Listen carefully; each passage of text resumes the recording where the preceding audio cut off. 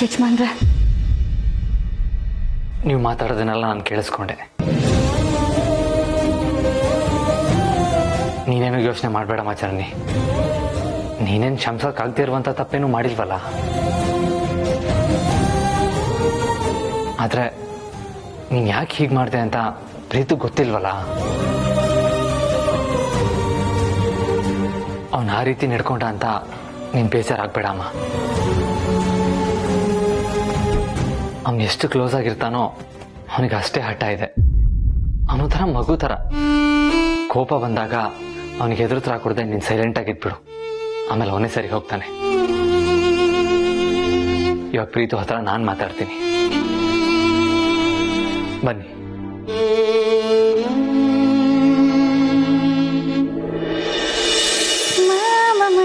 ಮಸ್ತಿ ಮಾಡು ಚಂಡಿ ಕುಸ್ತಿ ಚಂದ ಮಾಮ ಮಸ್ತಿ ಮಾಡು ಚಂಡಿ ಕುಸ್ತಿ ಒಂದು ಪಟ್ಟಾಕ್ತೀನಿ ಹೇಗಿದೆ ನೋಡ್ತೀಯ ರಂಪಂ ಪಂ ರಂಪಂ ಪಂ. ಇಷ್ಟೊತ್ತಿಗೆ ಪ್ರೀತು ಜನಲಿ ಜುಟ್ಟಿಟ್ಕೊಂಡು ಸರಿಯಾಗಿ ಪೆಟ್ಟಾಗ್ತಾ ಇರ್ತಾನೆ. ಅಯ್ಯೋ, ಫಿಟ್ಟಿಂಗ್ ಇಡೋದ್ರಲ್ಲೂ ಒಂಥರ ಮಜಾ ಇದೆ. ಮನೆ ಹಾಳಿ ಯಾಕೆ ಯಾಕೆ ಹೀಗೆಲ್ಲ ಮಾಡ್ತಿದ್ಯಾ? ನಾನೇನ್ರಿ ಮಾಡ್ದೆ? ಮಾಡೋದೆಲ್ಲ ಮಾಡ್ಬಿಟ್ಟು ಏನು ಮಾಡ್ಲಿ ನಾನು ಹಾಗೆ ನಾಟಕ ಮಾಡ್ತಿದ್ದ ಚಾಂಡಾಳಿ. ರೀ, ಬಾಯಿಗೆ ಬಂದಾಗೆಲ್ಲ ಮಾತಾಡ್ಬೇಡಿ. ನಿಮ್ ಹೆಂಡತಿ ಅನ್ನೋ ಕಾರಣಕ್ಕೆ ಬಾಯಿಗೆ ಬಂದ ಹೋಗಿ ಬೈದು ನನ್ನನ್ನು ಅವಮಾನ ಮಾಡೋ ಹಾಗಿಲ್ಲ, ಗೊತ್ತಾಯ್ತಾ?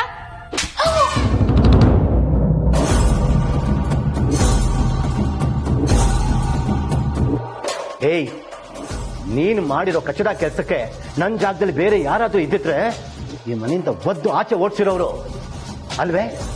ಆ ಜನನಿ ನಿಂಗೇನೇ ಅನ್ಯಾಯ ಮಾಡಿದ್ದಾಳೆ? ಪ್ರೀತು ಹತ್ರ ಹೋಗಿ ಚಾಡಿ ಹೇಳಿದ್ಯಲ್ಲ ಅವಳ ಬಗ್ಗೆ.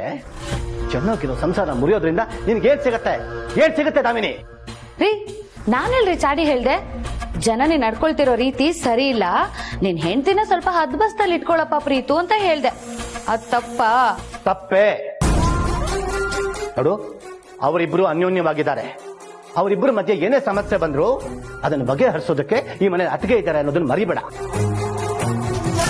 ಯಾವಾಗ್ಲೂ ಆ ಪಾರ್ವತಿ ಮೇಲೆ ಚಾಡಿ ಹೇಳ್ತಿರ್ತೀಯಲ್ಲ, ಈಗ ಅದು ಸಾಲದು ಅಂತ ಜನನಿ ಮೇಲೆ ನೀನ್ ಕೆಟ್ಟ ಕಣ್ಣು ಬಿದ್ದಿದ್ಯಾ? ನೋಡೆ, ನೀನ್ ಜೀವನದಲ್ಲಿ ಒಳ್ಳೆ ಕೆಲಸ ಮಾಡದೇ ಇದ್ರೂ ಪರವಾಗಿಲ್ಲ, ಮನೆ ಮುರಿಯೋ ಕೆಲಸ ಮಾತ್ರ ಮಾಡಬೇಡ. ಇದೇ ಕೊನೆ. ಇನ್ನೊಂದು ಸಲ ಏನಾದ್ರೂ ಜನನಿ ಬಗ್ಗೆ ಫಿಟ್ಟಿಂಗ್ ಇಡೋ ಕೆಲಸ ಮಾಡಿದ್ರೆ ನಾನೇ ಈ ಮನೆಯಿಂದ ನಿನ್ನ ಒದ್ದು ಓಡಿಸ್ಬಿಡ್ತೀನಿ. ಹುಷಾರ್ ಹುಷಾರ್. ನನ್ ಗಂಡ ನೋಡೋಕಷ್ಟೇ ಸಾಫ್ಟ್, ಹೊಡೆದ್ರೆ ಯಪ್ಪ ದೇವ್ರೆ, ಇವ್ರಿಗಿಷ್ಟೊಂದು ಧೈರ್ಯ ಎಲ್ಲಿಂದ ಬಂತು?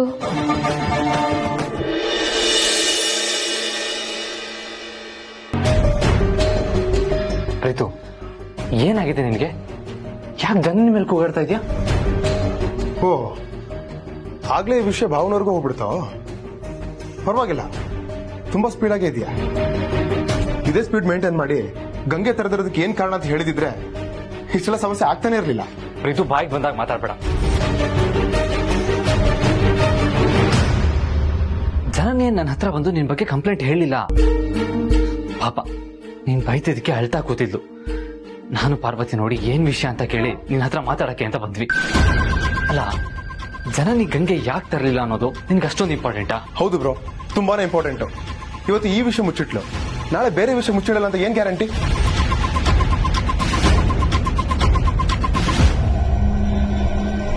ಅಲ್ಲಿ ಎಲ್ಲರೂ ಅಷ್ಟೊಂದು ಪ್ರಶ್ನೆ ಮಾಡ್ತಿದ್ದಾರೆ, ಇವಳು ಏನು ಉತ್ತರ ಕೊಡದೆ ಸುಮ್ಮನೆ ನಿಂತಿದ್ದಾಳೆ. ಯಾಕೆ? ಏನ್ ಕಾರಣ? ಪ್ರೀತು, ನೀನ್ ಅವಳನ್ನ ಇಷ್ಟಪಟ್ಟು ಮದ್ವೆ ಆಗಿರೋನು. ಜೀವನ ಪೂರ್ತಿ ನಿನ್ನ ಚೆನ್ನಾಗಿ ನೋಡ್ಕೊಳ್ತೀನಿ, ನಿನ್ ಕಣ್ಣಲ್ಲಿ ಒಂದೇ ಒಂದು ಹನಿ ನೀರು ತರ್ಸಲ್ಲ ಅಂತ ಹೇಳಿರೋ ನೀನು. ಈಗ ನೀನೇ ಅವಳ ಮೇಲೆ ತಿರುಗಿ ಬಿದ್ರೆ ಹೇಗೋ? ಬ್ರೋ, ನಾನು ಅವಳ ಮೇಲೆ ತಿರುಗಿ ಬೀಳ್ತಾ ಇಲ್ಲ, ಜಗಳನೂ ಆಡ್ತಾ ಇಲ್ಲ. ನಾನ್ ಕೇಳೋ ಪ್ರಶ್ನೆಗೆ ಉತ್ತರ ಕೊಡು ಅಂತ ಕೇಳ್ತಾ ಇದ್ದೀನಿ ಅಷ್ಟೇ. ನಾನು ಆಗ್ಲಿಂದ ಪ್ರಶ್ನೆ ಮಾಡ್ತಾನೆ ಇದ್ದೀನಿ, ಅವಳು ಸುಮ್ಮನೆ ನಿಂತಿದ್ದಾಳೆ. ಹಾಗಾದ್ರೆ ನಾನು ಏನ್ ಅಂದ್ಕೋಬೇಕು? ಅವಳು ಮಾಡಿ ಸರಿನಾ? ಪ್ರೀತು, ಜನನಿ ಇಲ್ಲಿವರೆಗೂ ನಿನ್ನಿಂದ ಯಾವ್ದಾದ್ರೂ ವಿಚಾರ ಮುಚ್ಚಿಟ್ಟಿದ್ದಾಳ? ಇಲ್ಲ ತಾನೆ? ಇವಾಗ ಈ ವಿಷಯ ನಿನ್ನ ಹತ್ರ ಹೇಳ್ತಾ ಇಲ್ಲ ಅಂದ್ರೆ ಏನೋ ಒಂದು ಬಲವಾದ ಕಾರಣ ಇದೆ ಅಂತ ಅರ್ಥ. ಸಮಯ ಬಂದಾಗ ಹೇಳ್ತಾಳೆ ಬಿಡು ಪ್ರೀತು. ಏನ್ ಬ್ರೋ, ನೀನು ಅವಳಿಗೆ ಸಪೋರ್ಟ್ ಮಾಡ್ತಾ ಇದೀಯಾ? ಏನಾಗಿದೆ ನಿನ್ಗೆ?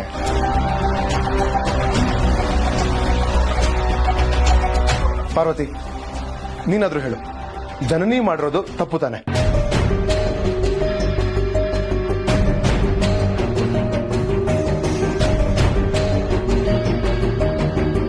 ಹೋ, ನೀನು ಬ್ರೋ ತರ ಸೈಲೆಂಟ್ ಆಗಿದೆಯಾ ಅಂದ್ರೆ ಅವಳು ಮಾಡಿದ್ ಸರಿ, ನಾನ್ ಮಾಡಿದ್ ತಪ್ಪು ಅಂತ ಅರ್ಥನಾ? ಚಿಕ್ಕ ಯಜಮಾನ್ರೆ ಹೇಳಿದ್ರಲ್ವಾ, ಜನನಿ ಅವರು ಸಮಯ ಬಂದಾಗ ಕಾರಣ ಹೇಳ್ತಾರೆ. ಅಲ್ಲಿವರೆಗೂ ದಯವಿಟ್ಟು ಸ್ವಲ್ಪ ತಾಳ್ಮೆಯಿಂದ ಇರಿ.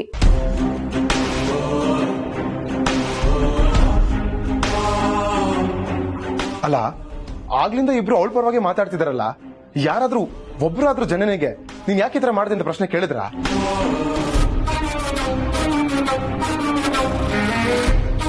ರೀತು, ದಯವಿಟ್ಟು ಭಾವಂಗಾಗ್ಲಿ ಪಾರ್ವತಿ ಅವ್ರಿಗಾಗ್ಲಿ ಏನು ಅನ್ಬೇಡ. ಇದ್ರಲ್ಲಿ ಅವರಿಬ್ರದ್ದು ಏನೂ ತಪ್ಪಿಲ್ಲ. ಹೌದು, ಇದರಲ್ಲಿ ತಪ್ಪು ನಿಂದೆ. ಆದ್ರೆ ತಪ್ಪನ್ನ ಯಾಕೆ ಮಾಡಿದೆ ಅಂತ ನೀನ್ ಹೇಳ್ತಾ ಇಲ್ಲ ಅಷ್ಟೇ. ಸಮಯ ಬಂದಾಗ ನಾನು ಹೇಳ್ತೀನಿ ಪ್ರೀತು. ಇಲ್ಲ, ಏನ್ ಕಾರಣ ಅಂತ ನೀನ್ ಈಗ್ಲೇ ಹೇಳ್ಬೇಕು.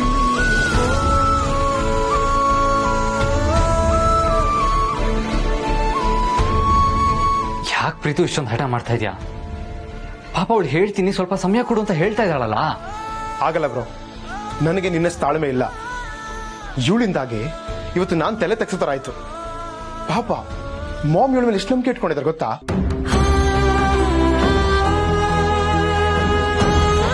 ನನ್ನ ಸೊಸೆ ಈ ಮನೆ ಗೌರವ ಉಳಿಸ್ತಾಳಂತ 100 ಕನಸುಗಳನ್ನ ಕಟ್ಕೊಂಡಿದ್ದಾರೆ. ಅಂತದ್ರಲ್ಲಿ ಇವಳು ಈ ತರ ಮಾಡಿದ್ರೆ ಅವ್ರ ಮನ್ಸಿಗೆ ಎಷ್ಟು ನೋವಾಗಲ್ಲ ಹೇಳು?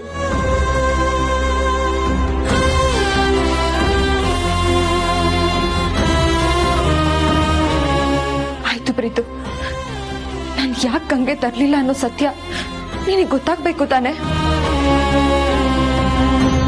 ಹೇಳ್ತೀನಿ.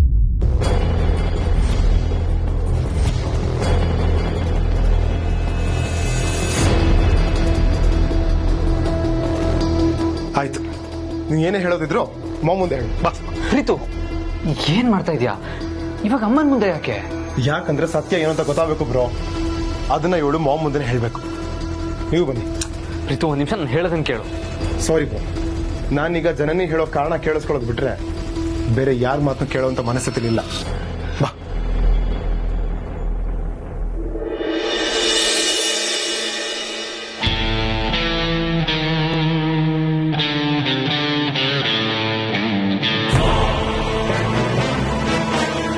ಹೇಳು, ನೀನ್ ಏನೇ ಹೇಳ್ಬೇಕಂತಿದ್ರು ಮಾಮ್ ಮುಂದೆ ಹೇಳು.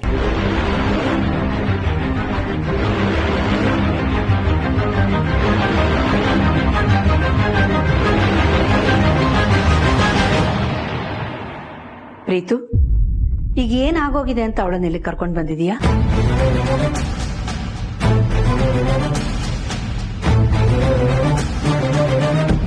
ನಾನಿನ್ನ ಏನಕ್ಕೆ ಕರ್ಕೊಂಡ್ ಬಂದಿದ್ದೇನೆ ಅಂತ ಮಾಮ್ ಕೇಳ್ತಿದ್ದಾರೆ. ಹೇಳು, ಮಾತಾಡು. ಅತ್ತೆ, ದಯವಿಟ್ಟು ನನ್ನ ಕ್ಷಮಿಸ್ಬಿಡಿ.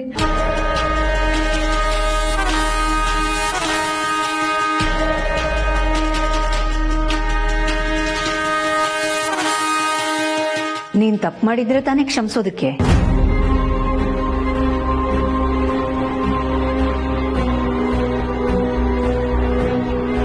ನೀನ್ ಯಾವ ತಪ್ಪು ಮಾಡೇ ಇಲ್ವಲ್ಲಮ್ಮ.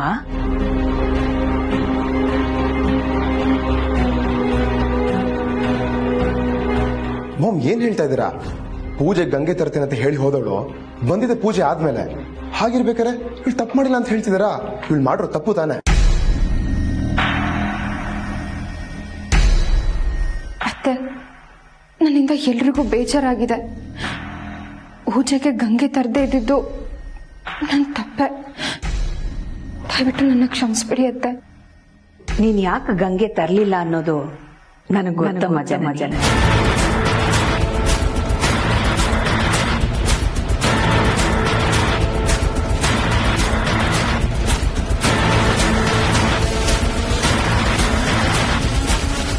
ನೀನ್ ತಂದೆ ನೋಡೋ ಸಲುವಾಗಿ ತಾನೆ ನೀನ್ ಇಲ್ಲಿಗೆ ಬರ್ದೆ ಅಲ್ಲೇ ಉಳ್ಕೊಂಡಿದ್ದು.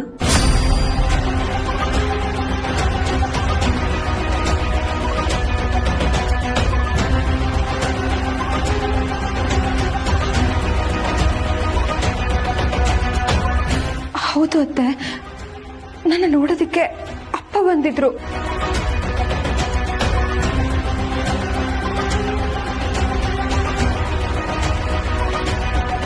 ಆದ್ರೆ ಈ ವಿಷಯ ನನಗೆ ಹೇಗೆ ಗೊತ್ತಾಯ್ತು ಅಂತನಾ?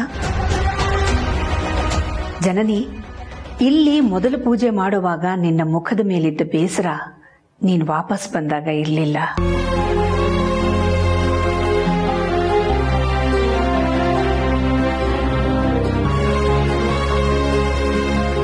ನಿನ್ನ ಮುಖದಲ್ಲಾದ ಭಾವನೆಯ ಬದಲಾವಣೆನ ನಾನು ಗಮನಿಸಿದೆ ಕಣಮ್ಮ.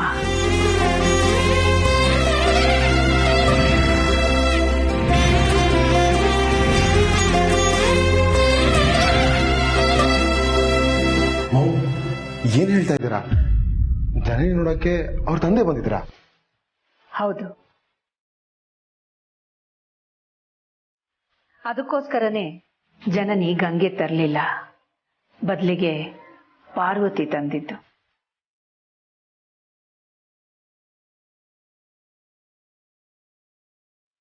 ಹಾಗೆ ನೋಡಕ್ ಹೋದ್ರೆ ನಾವು ಜನನಿಗೆ ಥ್ಯಾಂಕ್ಸ್ ಹೇಳ್ಬೇಕು.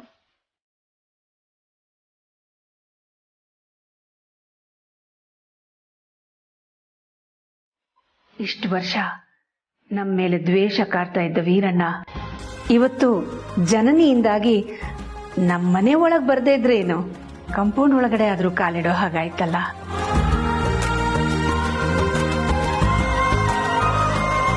ಅವ್ರ ಮನಸ್ಸಿಗೆ ವಿರುದ್ಧವಾಗಿ ನೀನು ಪ್ರೀತುನ ಮದುವೆ ಮಾಡ್ಕೊಂಡೆ ಅಂತ ನಿನ್ ಮೇಲೆ ಅದೆಷ್ಟೇ ಕೋಪ ಇದ್ರು ಈ ಸಂದರ್ಭದಲ್ಲಿ ನಿನ್ನ ನೋಡಕ್ಕೆ ಅಂತ ಅವ್ರು ಬಂದ್ರಲ್ಲಮ್ಮ, ಅಷ್ಟರ ಮಟ್ಟಿಗೆ ಅವ್ರ ಮನಸ್ಸು ಕರಗುತ್ತಲ್ಲ, ನನಗೆ ತುಂಬಾ ಸಂತೋಷನೇ ಆಗ್ತಿದೆ.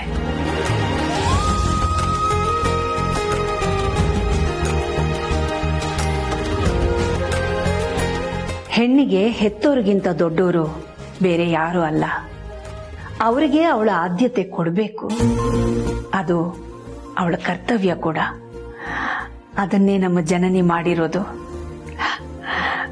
ಆದ್ರಿಂದ ನೀನ್ ಮಾಡಿರೋದ್ರಲ್ಲಿ ತಪ್ಪೇನೂ ಇಲ್ಲಮ್ಮ.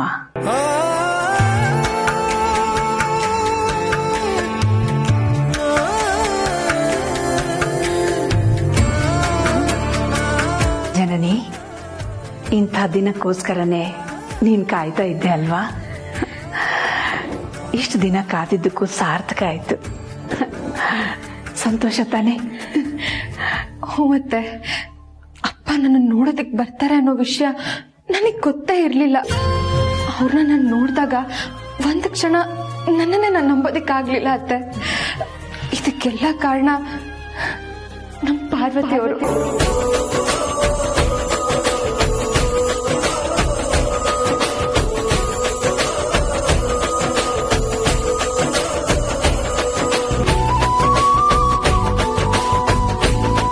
ಹೌದೇನಮ್ಮ ಪಾರ್ವತಿ?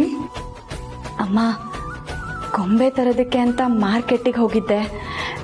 ಆಗ ಬುದ್ಧಿಯವರು ಜನನಿಯಮ್ಮವ್ರಿಗೆ ಗೊಂಬೆ ಕೊಡೋದಕ್ಕೆ ಇಲ್ಲಿಗೆ ಬಂದಿದ್ದಾರೆ ಅಂತ ಗೊತ್ತಾಯ್ತು.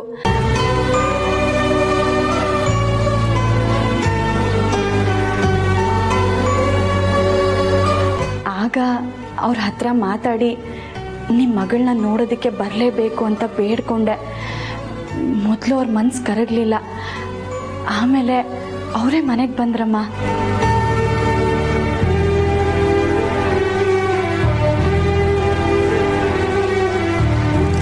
ಒಳ್ಳೆ ಕೆಲಸ ಮಾಡಿದ್ಯಮ್ಮ ಪಾರ್ವತಿ. ಹಬ್ಬದ ದಿನ ಅಪ್ಪ ಮಗಳ ಸಂಬಂಧ ಸರಿ ಹೋಗೋ ಹಾಗಾಯ್ತಲ್ಲ, ಅದು ನಿನ್ನಿಂದ. ನನಗೆ ತುಂಬಾ ಸಂತೋಷ ಆಗ್ತಿದೆ.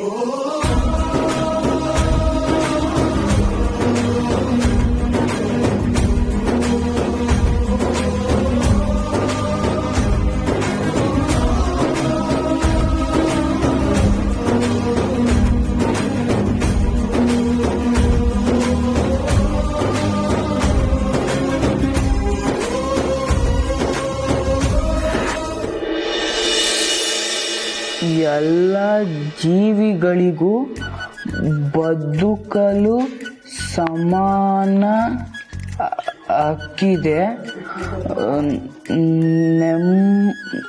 ನಮ್ಮ ನೆಮ್ಮದಿಗಳಿಗೆ ನೆಮ್ಮದಿ ಲೇ ಗಣಿ, ಕನ್ನಡ ಓದೋದಕ್ಕೆ ಇಷ್ಟು ಕಷ್ಟಪಡ್ತಿದ್ಯಲ್ಲೋ, ಸರಿಯಾಗಿ ಓದು. ಏನಪ್ಪ ನೀನು, ನನಗೆ ಓದು ತಲೆಗೆ ಹತ್ತಲ್ಲ ಅಂದ್ರು ನೀನ್ ಬಲವಂತ ಮಾಡ್ತೀಯಾ? ಲೇ ಗಣಿ, ಈ ನವರಾತ್ರಿ ಸಮಯದಲ್ಲಿ ಓದಿದ್ರೆ ಚೆನ್ನಾಗಿ ಶಾರದೆ ಒಲಿತಾಳೆ ಕಣೋ, ವಿದ್ಯೆ ಹತ್ತುತ್ತೆ, ಓದು. ಅಪ್ಪ ನನ್ಗೆ ಈಗ ಓದಕ್ ಮನ್ಸಿಲ್ಲ, ಸ್ಕೂಲ್ ಶುರು ಆದ್ಮೇಲೆ ಓದ್ತೀನಿ ಬಿಡಪ್ಪ.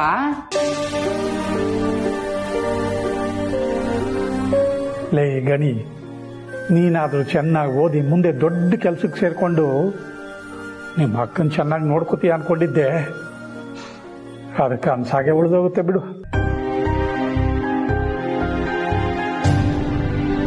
ಏನಪ್ಪ ಹಾಗೆ ಹೇಳ್ತಿದ್ಯಾ? ನಾನೇನ್ ಓದೋದಿಲ್ಲ ಅಂತಿದ್ದೀನ? ಇನ್ನೇನು ಯೋಚನೆ ಮಾಡ್ಬೇಡ, ನಾನ್ ಚೆನ್ನಾಗಿ ಓದಿ ದೊಡ್ಡವನಾದ್ಮೇಲೆ ನಿನ್ನ ಅಕ್ಕನ ಇಬ್ರು ಚೆನ್ನಾಗಿ ನೋಡ್ಕೋತೀನಿ, ಆಯ್ತಾ?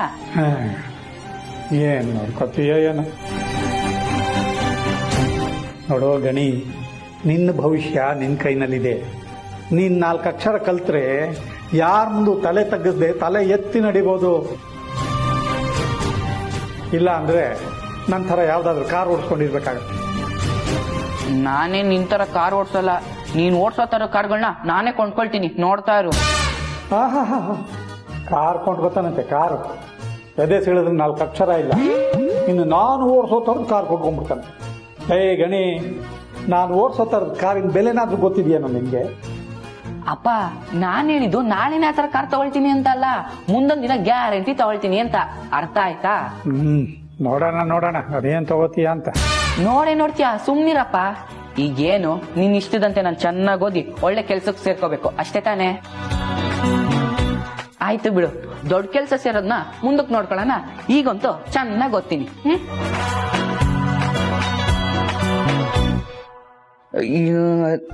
ಕೆಲವೊಮ್ಮೆ ಆತ ತನ್ನ ಶಾಂತಿ ನೆಮ್ಮದಿಗಳಿಗೆ ತಾನೇ ಅಡ್ಡಿಯಾಗುತ್ತಾನೆ.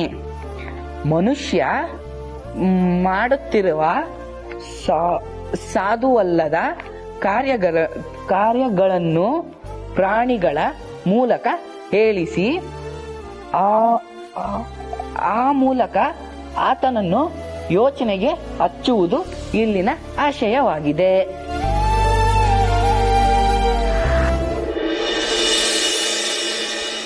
ಪಾರ್ವತಿಯವರೇ,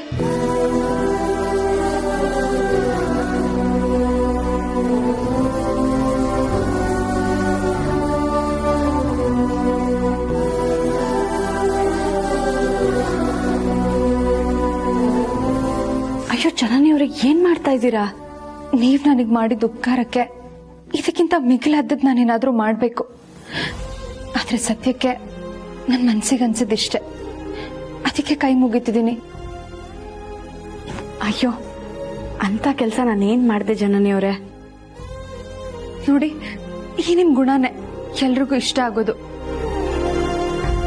ಅದಕ್ಕೆ ನೀವು ಅಂದ್ರೆ ಎಲ್ರಿಗೂ ಇಷ್ಟ. ಮದ್ವೆ ಆಗಿ ತವ್ರ ಮನೆ ಬಿಟ್ಟು ಬಂದ್ ನನಗೆ ನೀವಿರೋ ಮನೆಯಲ್ಲಿ ಇರೋದಕ್ಕೆ ಜಾಗ ಕೊಟ್ರಿ. ಸ್ವಂತ ತಂಗಿ ತರ ನೋಡ್ಕೊಂಡು ನನಗೆ ಎಷ್ಟು ಪ್ರೀತಿ ತೋರಿಸಿದ್ರಿ. ಸಾಲದಕ್ಕೆ ಇಷ್ಟು ದಿನ ದೂರವಾಗಿದ್ದ ಅಪ್ಪ ಮಗಳನ್ನ ಒಂದ್ ಮಾಡಿ ಆ ಪುಣ್ಯನೂ ಕಟ್ಕೊಂಡ್ರಿ. ಅದು ಅಲ್ಲದೆ ಪ್ರೀತು ನನ್ನ ಜೊತೆ ಮಾತಾಡ್ತಿಲ್ಲ ಅಂತ ಗೊತ್ತಾಗಿದ ತಕ್ಷಣ ಕೆಸರು ತರ ಇದ್ದಿದ್ದ ಪರಿಸ್ಥಿತಿನ ನೀರಿನ ತರ ತಿಳಿ ಮಾಡ್ಬಿಟ್ರಿ. ಹೇಗ್ ಸಾಧ್ಯ ಪಾರ್ವತಿಯವರ ಇದೆಲ್ಲ?